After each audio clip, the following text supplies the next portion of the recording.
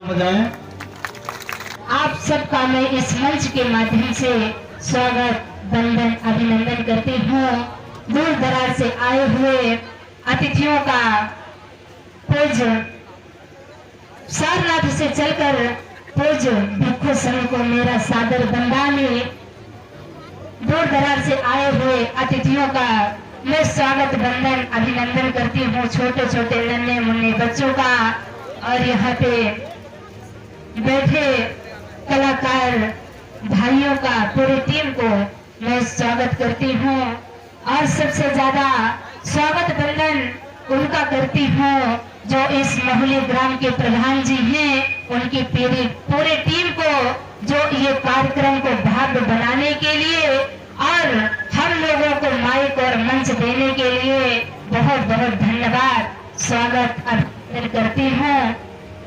और सबसे पहले पूरे विश्व में मानवता का संदेश देने वाले विश्व गुरु तथागत गौतम बुद्ध जी के चरणों में नमन करते हुए जितने भी संत गुरु महापुरुष बहुजन नायक में जन्मे हैं उन सभी महापुरुषों के चरणों में एक स्वर में नमन करते हुए, क्योंकि समय बहुत कम है इसीलिए मैं बहुत कम समय में अपनी बात रखना चाहती हूँ।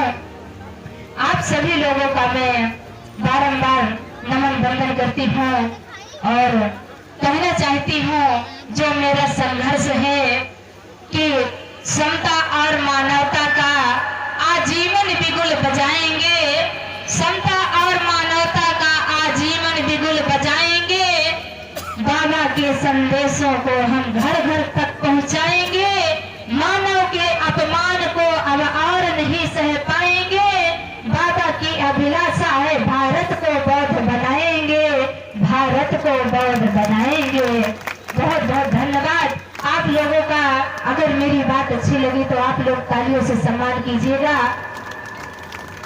और कहना चाहती हूँ कि जो आज ये बौद्ध सम्मेलन आप लोग देख रहे हैं ये उन महापुरुषों का बलिदान है जो अभी हमारे तेज भिक्षु भंते जी बहुत ही सुंदर धम्म देशना आप लोगों को दिए हैं। उसमें बहुत कुछ आप लोगों की सीखने की जरूरत है। अगर आप उन सब वचनों को अपने अंदर उतार लेते हैं तो हमारे आने वाली पीढ़ियां, आने वाले बच्चों का ये भविष्य है भारत। तो आप सब लोग भंते जी के बातों को सुने हैं, समझे हैं और हमारे जो युवा भाई हैं वो अभी समझने की कोशिश नहीं कर रहे हैं, लेकिन आज अगर युवा जागते हैं तभी कल का हमारा भारत आगे के लिए विकास कर पाएगा, अपने भारत को बौद्ध बना पाएगा। लेकिन युवा भाई हमारे समझने का नाम नहीं ले रहे हैं। ज्यादातर उनके ही अंदर जोश होना चाहिए। जैसे अभी हमारी छोटी बहन मनीषा गौतम ने आप लोगों के बीच में बहुत ही कम समय में बहुत बड़ी बात कह दी है। अगर आप लोग अपनी बेटियों को भी मनीषा गौतम बनाएंगी, आपका बौद्ध बनाएंगी तो आपकी बेटियां भी इस देश की सत्ता पर राज करने के लिए हमारे बाबा साहब ने हमें अधिकार दिए हैं।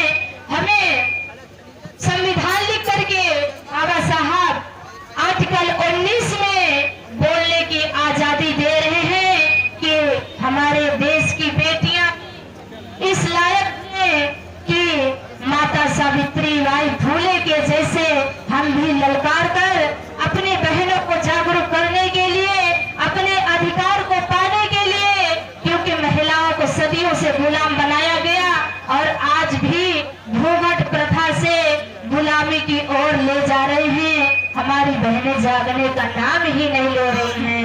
इसलिए अपनी बहनों को कहना चाहती हूँ कि जिस तरह माता सावित्री बाई फुले इतना अपमान सहकर भी उन्होंने ये सब नहीं छोड़ा, महामना ज्योतिबा फुले माता सावित्री बाई फुले का बराबर ध्यान दिए, साथ दिए, योगदान दिए, तब वो माता सावित्री बाई फुले प्रथम शिक्षिका कहलाई हैं। और उनके साथ साथ फातिमा शेख मुस्लिम समाज से आती है, वो भी उनका भी बड़ा योगदान था। इसलिए